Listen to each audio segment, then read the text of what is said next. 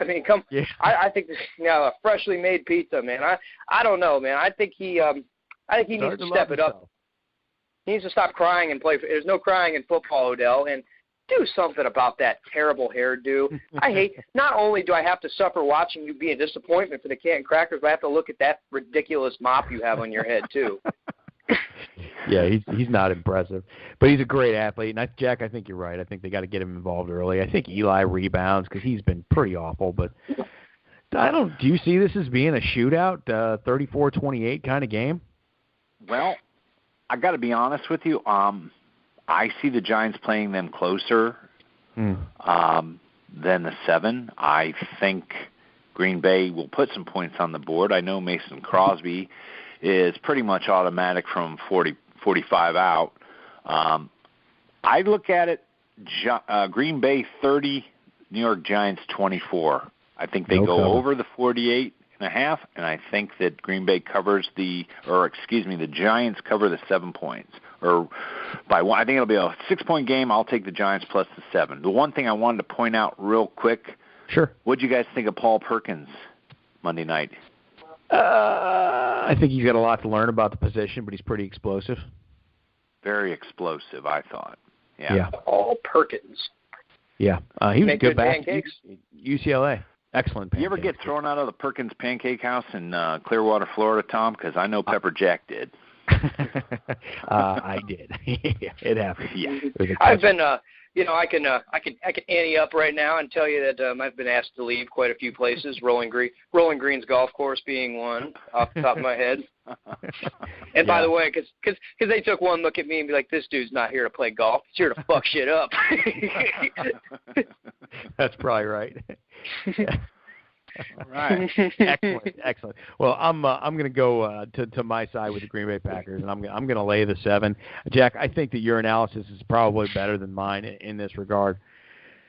I just want to see I want to see Aaron Rodgers blow up on a Sunday night. I think he does. But you're probably right. This will probably be high scoring within 6-7 points. I'm taking the Packers.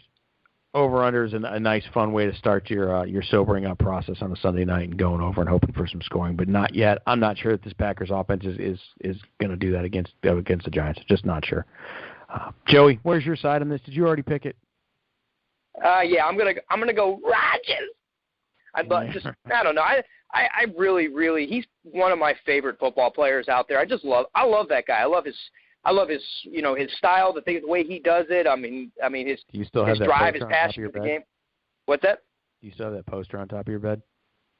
I had to take that down. I had to choose. Do I want Aaron Rodgers or do I want Bree Olsen? Chances when I'm looking up at night, I like to look at Bree Olsen, not Aaron Rodgers. I like to watch Aaron Rodgers play football, but like I said.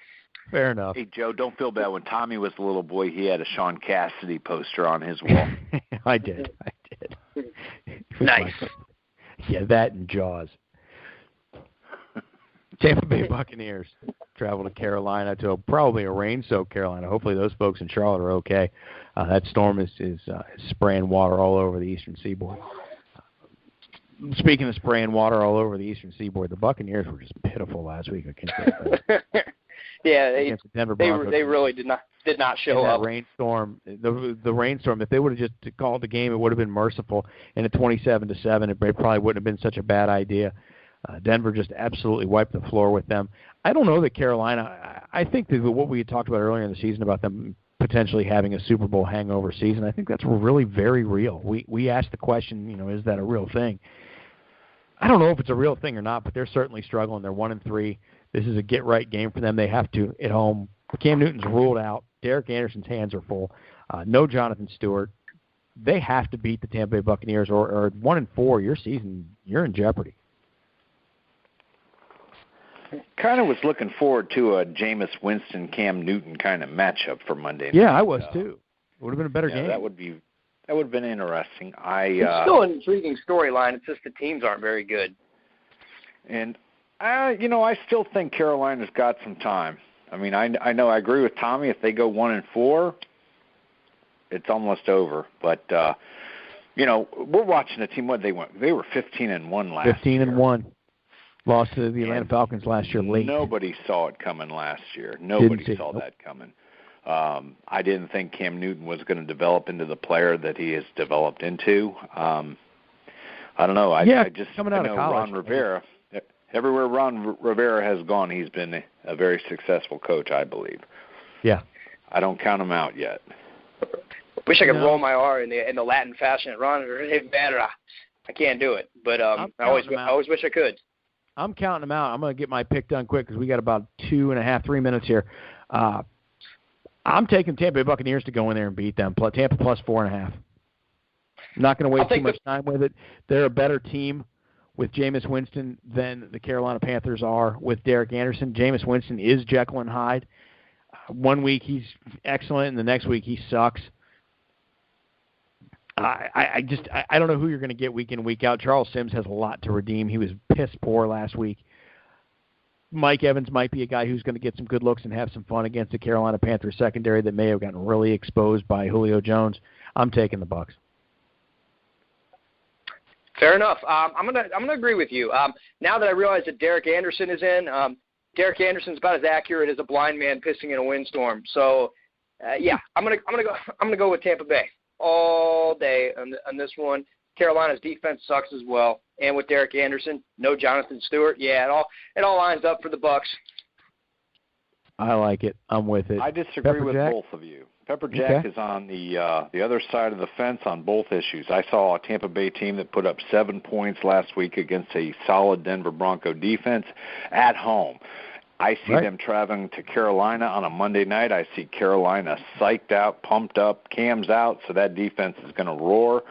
I see this game roughly another one of those 27-7 ball games in favor of Carolina. I think that could be my lock of the week. And I do know Derek Anderson is at the quarterback. I don't think it matters. I think that defense is just going to throttle Tampa Bay. The over-under on that game is 44.5. I got to go under because I don't think Tampa Bay is going to cross the 50-yard line. Ooh, that's pretty stern, man. That is a solid position to take, and it makes a lot of sense. I like my man Pepper Jack. Likes to live dangerously. That's like right. number 2. You ever watch that NFL Network when those guys give their prediction, their bold prediction? Sure. That's my bold prediction is Tampa Bay won't cross the 50-yard line if they're. Well, I did say they'd score 7 points, though, didn't I? So let's just say they'll how about defensive touchdown? Defense or special teams touchdown? Yeah, but I don't see them moving the ball on offense. I'm not. I think Jameis Winston's going to be a good quarterback. I think he's got all the tools for it. I just think Carolina, the Panthers D, is just going to be so hyped for Monday night, national TV. I think they're going to put the hammer down. Yeah, I like that approach. I can picture some violence from the Luke Kuechly's of the world, knowing that you have to take this game into your own hands. I just see some accidental shit happening. Derek Anderson actually played really well in the second half the other day against Atlanta, but he was playing in garbage time. I'm sure that defense was softened up quite a bit. Not that Tampa defense is very good when they're trying hard, but we'll find out. I like your side of it, though. I do. I like the contrarian approach. I got a fantasy football sleeper for you. A lot of injuries so far in the world of fantasy football. Please do. Please do. Derek Anderson being the number 2 quarterback there probably throws a lot of footballs to Corey Brown during practice. I can see him hitting Corey Brown on a few slants across the middle, or Teddy Ginn might show up this week. Yeah, a little second team cohesiveness. Uh-huh. Yeah, I get you. I follow. I definitely follow Pepper Jack. That's what I got for you. That does it. Any other fantasy sleepers? That's always my favorite. I mentioned earlier I love Carson Wentz this week. What about Wendell Smallwood? That's another one in Philadelphia that by what I keep seeing, they're suggesting that he may get himself 20 touches tomorrow. Yeah. Wendell Smallwood. Doesn't it sound like a name of a butler? Hi, hello, I'm Wendell Smallwood. Not the butler.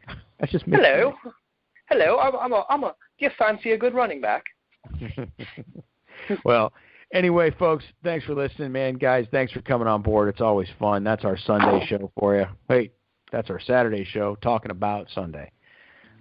I guess we'll figure it out sometime or another, but the tank is empty.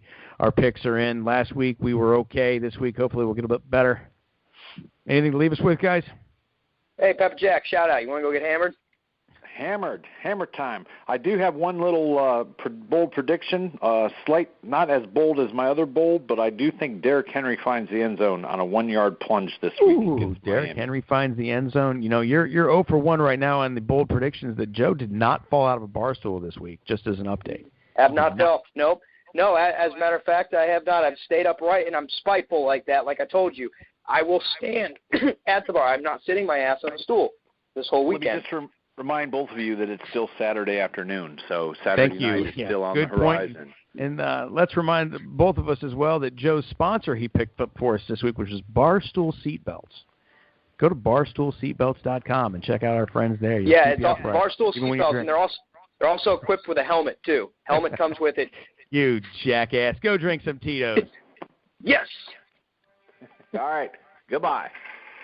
Later.